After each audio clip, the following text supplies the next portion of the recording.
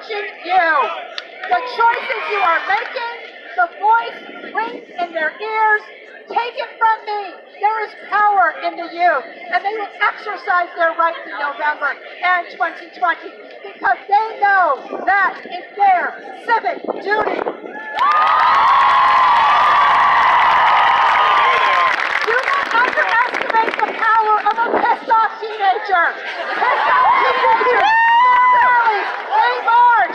They will be heard. They have no trouble expressing their opinions.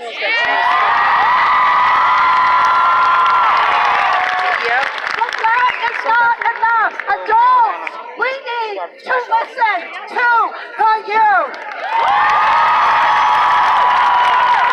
To the students here today, I'm extremely proud of each and every one of you. As I tell my students, your voice matters. You can be the change you want to see. Use your powers for good. Go out and take action. And you did that today. As John Lewis said, you caused good trouble here today. And don't let anyone tell you that you do not matter. Your voice matters. You matter. You are enough. Thank you.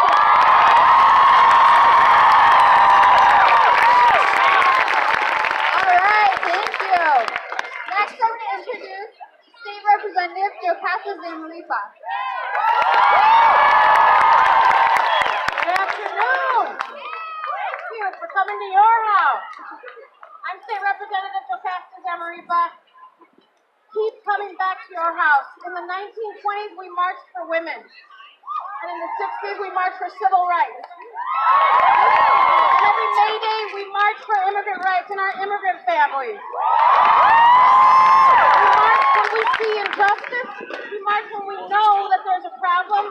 We march when we know we can and must do better. And that's why we're marching today. That's why you marched today.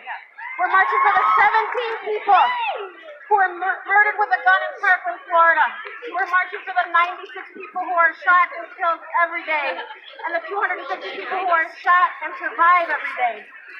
For the nearly 3,000 people who've been shot and killed since Parkland, and the more than 7,000 who've been shot and survived. We're marching for the victims of gun violence today, and the survivors of gun violence. Everyone who's lost a friend, a colleague, a loved one due to gun violence. We're here today, you're here today, marching for them, for you, and for us.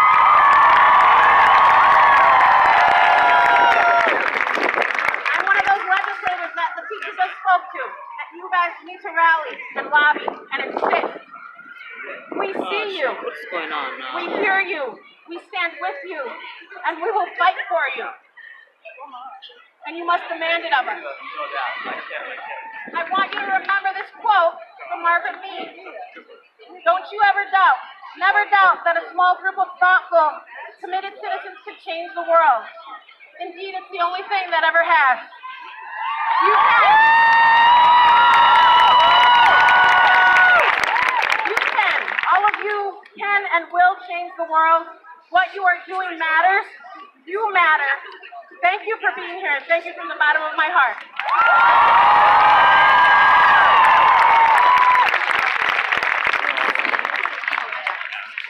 All right, next one is Wisconsin's gubernatorial candidate, Abby, do you want to check it? Royce. Yeah.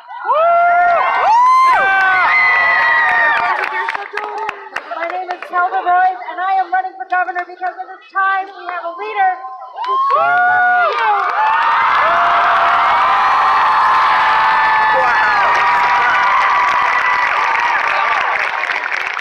I am so energized and I am so enthused by the beautiful voices and faces here today. And I think even if Scott Walker ran away from this building so he wouldn't have to look at you, he is going to hear from you in November.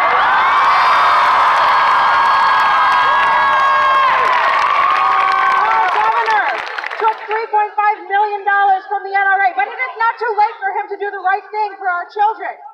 I am here not because I'm running for governor, but because I'm a mother and a stepmother. And my husband, Dan, and I are here for our children.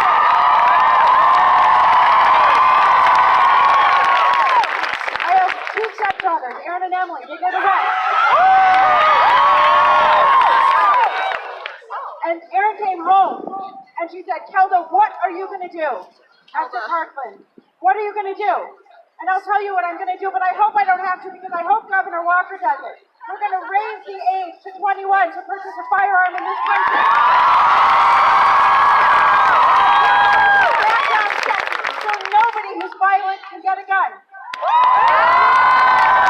Violent, you're not going to buy a gun. We are going to ban assault weapons. We are going to have responsible common sense gun reform, and we are going to limit the amount of capacity in magazines. Because it's the right thing to do. And it has nothing to do with Wisconsin's great tradition of sportsmanship and hunting. That is separate. There is no hunter in this state who thinks that kids should fear for their lives when they go to school. Stop believing the lies that the gun manufacturers lobby is trying to sell us. And we have an opportunity. As we look around this crowd and you see nationwide young people are standing up, you are not asking for permission, you are demanding to be heard, and that is leadership. That is what change looks like. I am so proud to be here as a parent in support of my kids.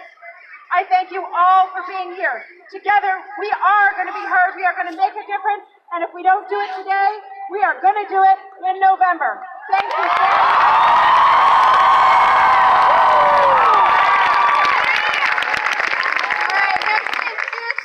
local community activist Ali Muldrow.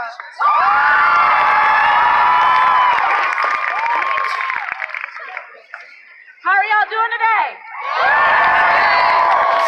Show me what democracy looks like. This is what democracy looks like. Show me what democracy looks like. This is what democracy looks like. The only time I've ever felt like an American is when I'm protesting. So I feel pretty American today. Nonviolence is what unites us. There are so many things that try to tear us apart. There are so many things based in our identities. Those are the reasons we've been attacked and we're used to it. But you know what doesn't discriminate? A bullet. We can talk about restricting who has the right to buy guns. We can also talk about restricting the people who manufacture guns. One of the most irresponsible things we do is treat gun violence like it's a natural disaster. Treat gun violence like a fire. This is not a drill, y'all. When I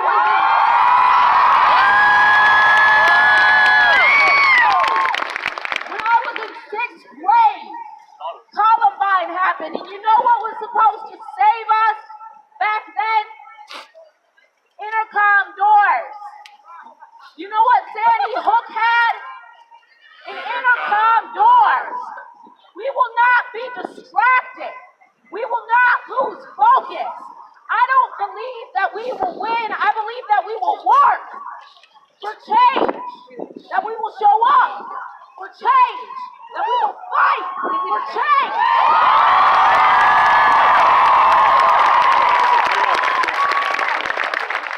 We will not be turned around.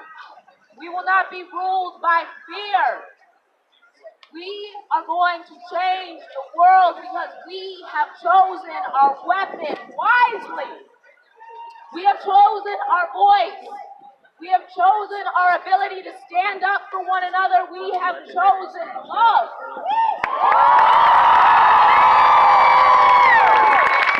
On the day before Martin Luther King died, Martin Luther King said it is not a choice between violence and non-violence. No, my friends, it is a choice between non-violence and non-existence.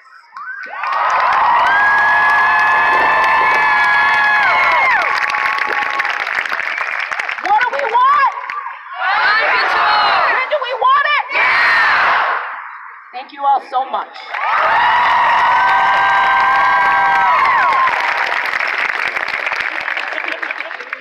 Hi everyone. I am introducing my good friend Nimi Phillips. West High School. Check her out on SoundCloud. Yeah, promo. Alright, I wrote a song, but just today, I'm just gonna break down the lyrics so you can hear where I'm coming from. It starts like this. I've been hoping for a better life. So many things that just aren't right.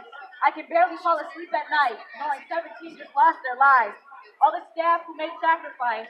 All these families just got paralyzed. All survivors will be traumatized. So for the injured, I pray you're alright. And he's blaming it on our mental health. But what about all the guns on the shelf? How could he shoot up? He could have shoot. So wake the hell up, this axis is foolish. All your speeches to me just prove that you're clueless. Right now I don't care if he's ill, because all I hear is excuses. Mental illness or not, you allowed him to do this because it starts with the law, so what made you approve this? Congress, please! You need to review this. Then we need gun control, or else this is useless. You think this much damage would occur with a knife? A few could get hurt, but never lose their lives. And I'm praying for the other lives. Stand up and rise. Nice But this lyrics. country has dehumanized, Like that yet song, the problem but is she's still reading legalized. aloud. And I hope that you realize change will never be applied if we don't speak up and fight. You do it for the kids who lost their lives. I can still see the pain in Florida's eyes. Trump, what if your own daughter died? There will be no compromise. Don't even try to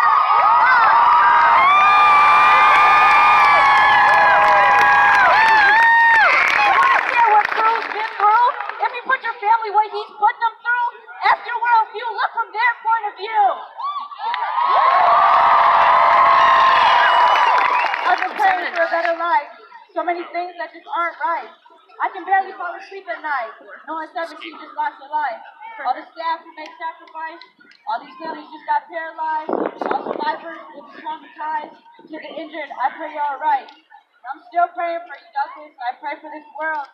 We've seen this happen way too many times. Yes, Mr. President, mental illness is a factor, but please do not ever try to stand in front of America and blame it all on that. Because I've dealt with depression for half of my life, and you'll never see me try to hurt others because of it. There's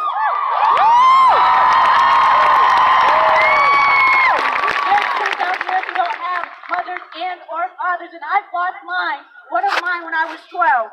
Many people on a day-to-day struggle to make just enough money to afford the basic needs. We have humans being rejected because of who they truly are, kids who cannot exceed educationally because of their financial instability. Not everyone gets health insurance, not even close to where that needs to be.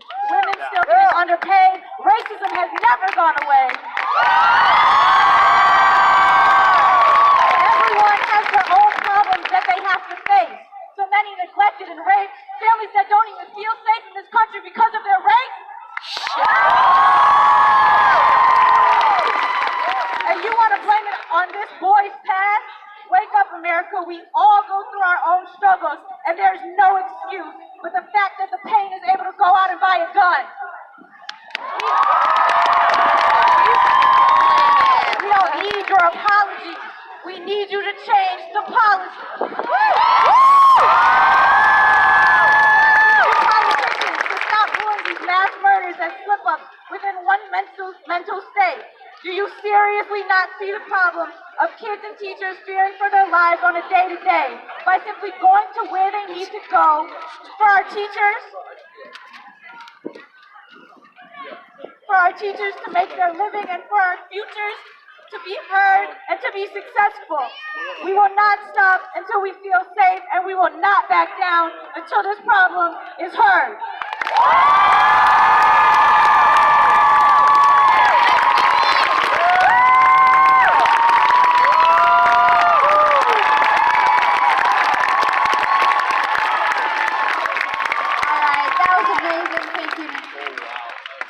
The next speaker drove 4 hours from all the way up north in Eagle River, Wisconsin. All right, here's Annalise Callahan.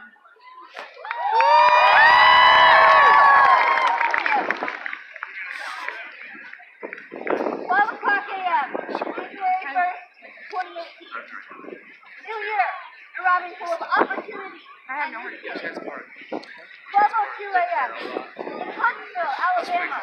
4 people become the victims of active shooters across the local special event center. Shipped at 12:02 a.m. and the time zone Anchorage, Alaska. And the state's largest city would witness its first gun-related homicide of 2018, with the death of a 39-year-old man. In Long Branch, New Jersey, the authorities arrived at the scene where a teen they'd only shot 3 family members and a family acquaintance with a semi-automatic rifle. Between the hours of 11 o'clock p.m. and 2 o'clock a.m., more than 6 individuals became the victims of guns in Detroit. In the first 24 hours of 2018, 2 men were killed, while 8 wounded in the city of Chicago. Later in the morning, the shooting and hospitalization of a 32-year-old would be reported in Milwaukee. The first week of 2018 would see 4 more mass shootings, ranging from Arkansas to Florida, while the remaining weeks of January would count an additional 18. Fast forward to February 14th, and our nation would witness the tragic events of Marjorie Stoneman Douglas High School, the most deadly shooting since the 2012 massacre at Sandy Hook. Now I'd like to rewind. It is 1791 and our Bill of Rights has been ratified. It is 1791 and our United States Constitution excludes African Americans, women, non-property holders, and many other categories of Americans from being bestowed the same rights that our forefathers once granted our nation. And for nearly 230 years since that moment, our nation's history has unfolded, and the rights that once only included a small and privileged group have gradually grown to include more and more of our population. Our nation has greatly changed from what it was a quarter millennium ago, and consequently the concept of liberty must be adapted from what it was in a world where the most advanced weapon was a musket, which would take 20 seconds to load and fire.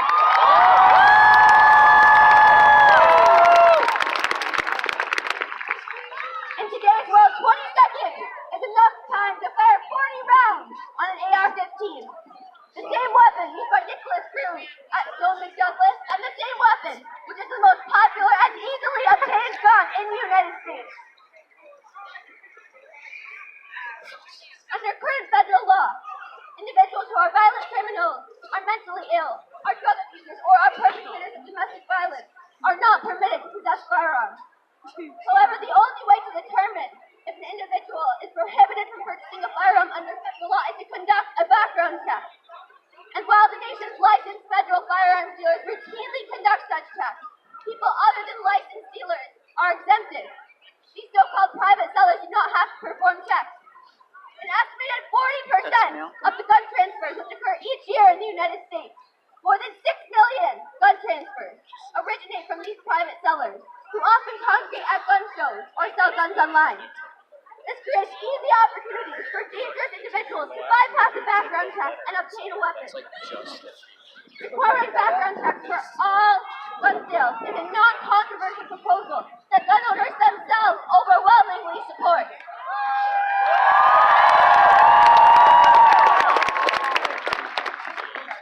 Addressing gun violence in every sense has become an issue centered not on humanitarian concerns, but partisanship.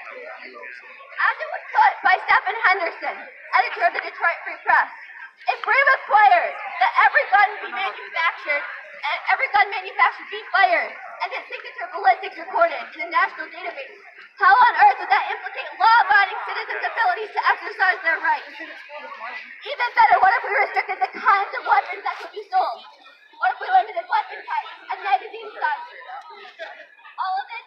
None of it would harm the rights of legal gun owners, and all of it would help protect the rights of those who are slaughtered by people wielding guns that are too easily available, too easily distributed, too easily lost, sold, bought, and even funneled into menacing hands every day.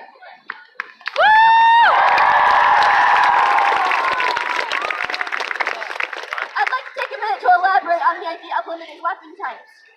Assault-style weapons were banned in 1994, but that prohibition expired in 2004, and Congress opted not to renew it. Yet what reason is there for military-grade weapons such as the AR-15 to be circulating by the millions to the American public? In a 2015 catalog for the AR-15, it was described as ready to perform anywhere, a weapon that combines industry-leading innovation with battle-tested experience to innovate the world's toughest, most devastatingly accurate pistols and rifles, all in our mission to provide elite shooters with the ultimate weapon systems they need to prevail under any circumstance.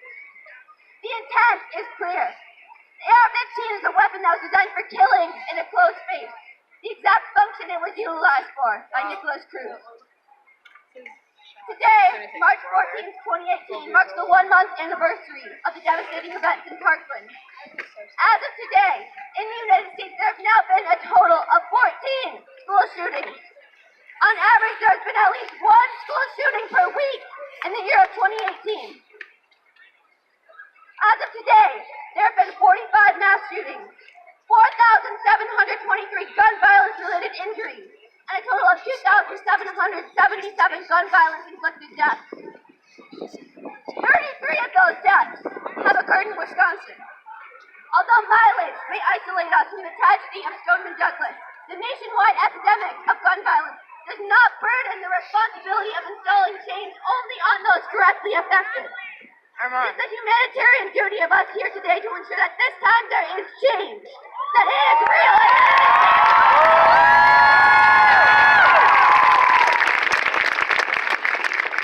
Last summer, I had the opportunity to meet American filmmaker Ken Burns after a speech he gave at the University of Maryland. History, he said, is not just about past events. History consists of the questions we, in the present, ask of those past events so that we cannot help but be informed, however consciously or subconsciously, by our own hopes and fears. William Faulkner said it really well. History is not was, but is. So the future is right now with you. Seize it.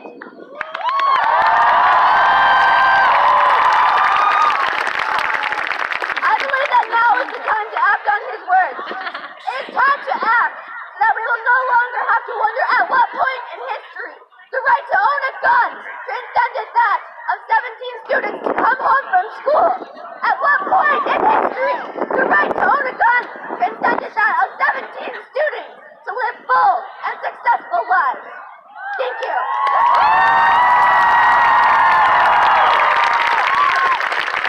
Alright, we only have a few more speakers, so bear with us, guys.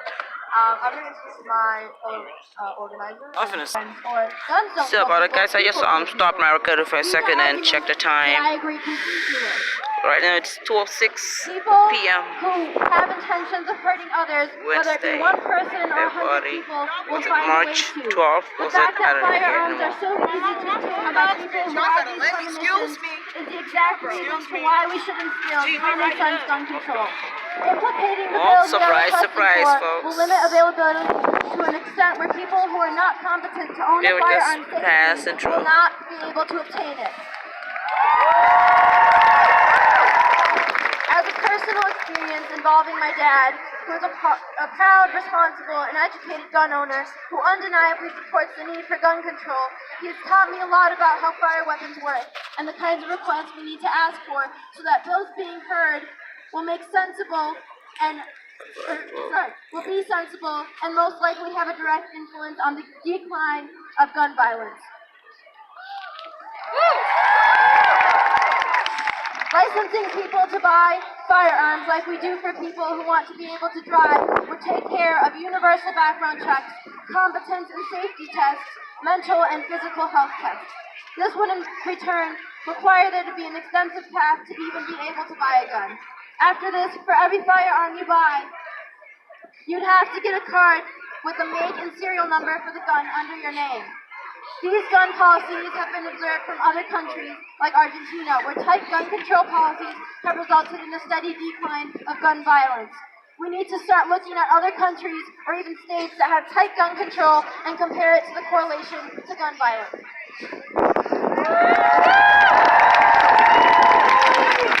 In addition, I want to speak about the matter that we're all here for. Yes, mass school shootings are a problem in our society, and sadly it has taken this to inspire many youth to finally take action. But that is not the only problem with gun violence in the United States. Gun violence has been a part of American culture for a very long time, and it is sensible to see why. It's the failure to impose gun control laws as gun technology began to progress.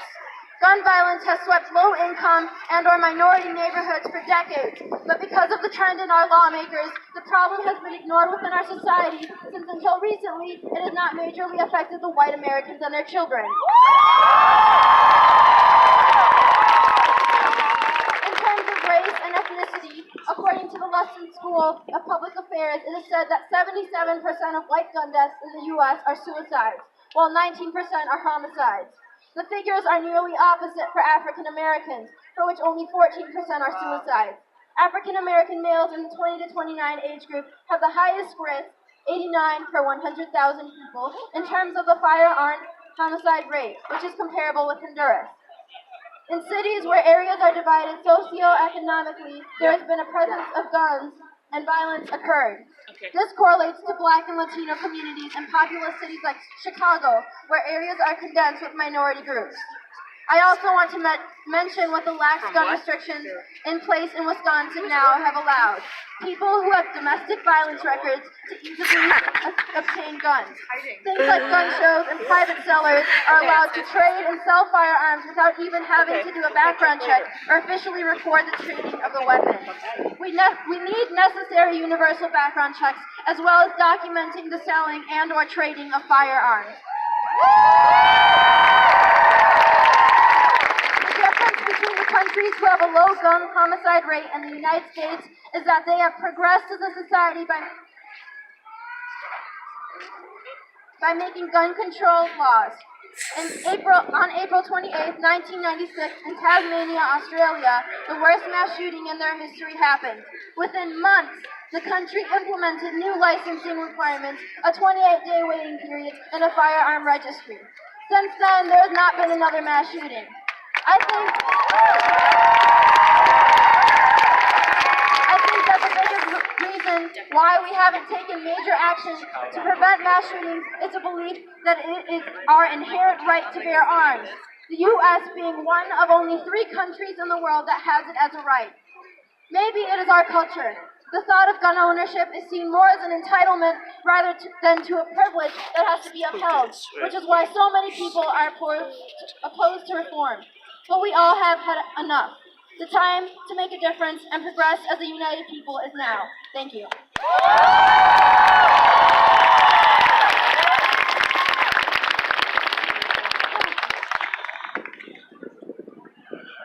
right. Thank you. Our next speakers are from Middleton High School. And Amuna Saleh.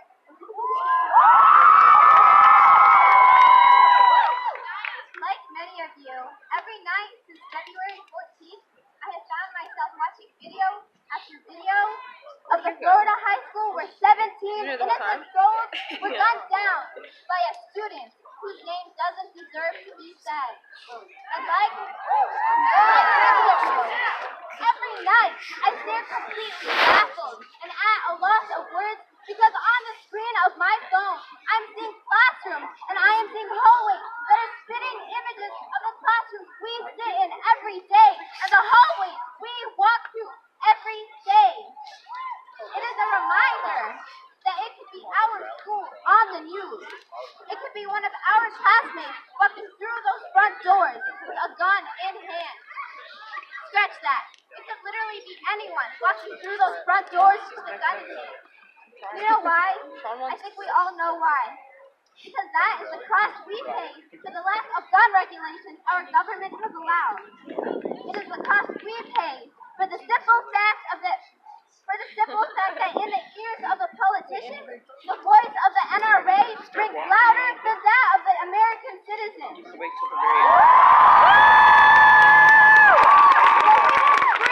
and we will shout and we will demand change because we will not allow it to be our Okay, I can't quite believe this, but someone's trying to flip a bottle over there.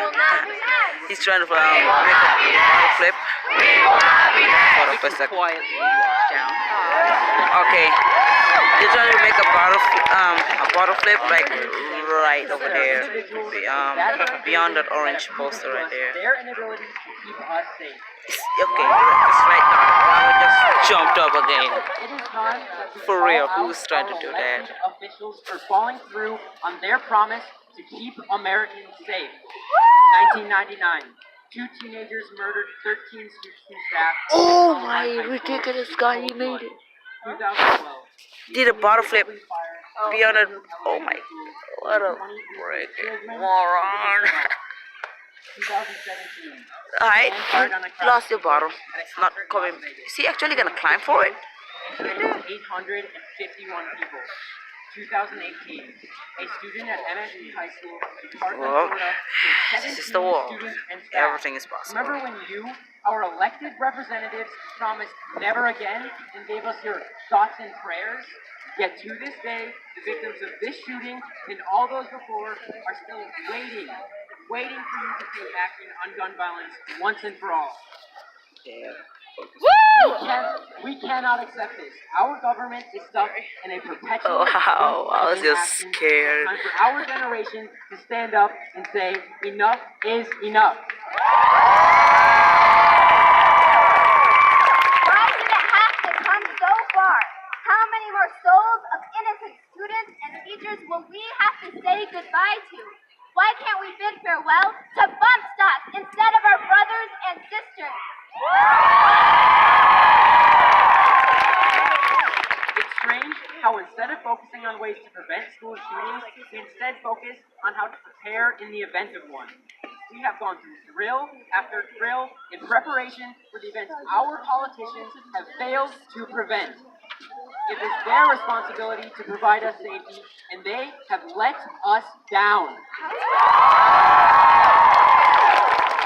I could stand here and I could list the cowards who have left so many families broken, but I'd rather stand here and recognize the innocent and beautiful souls that were lost on February 14th of 2018 in Parkland, Florida. You've heard these names before, and I hope you continue to hear them. Alyssa Al-Hadef, Scott Beagle, Martin Duke Anguiano, Nicholas Dorette, Aaron Feist, Jamie Gutenberg, Chris Hickson, Luke Hoyer, Kara Lauren, Gina Montalto, Joaquin Oliver, Elena Petty, Meadow Polak, Helena Ramsey, Alex Schechter, Carmen Shentrup, and Peter Wang. Let those names resonate within you, because those are the names that fuel our fight for change.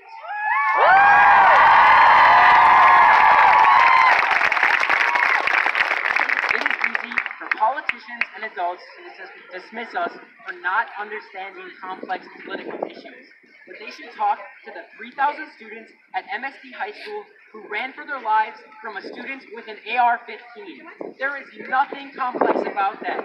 They know firsthand what gun violence is, not the politicians. No longer can our politicians use the excuse that the young don't understand. Know that once we are elected to office, we will accept the responsibility of protecting our children and our children's children from gun violence. In my lifetime, there have been 31 school shootings at a rate 19.5 times higher than that of all other developed countries. The NRA, however, believes that 31 school shootings is an acceptable price to pay for protecting 27 words in a document written when assault rifles and bump stocks didn't exist.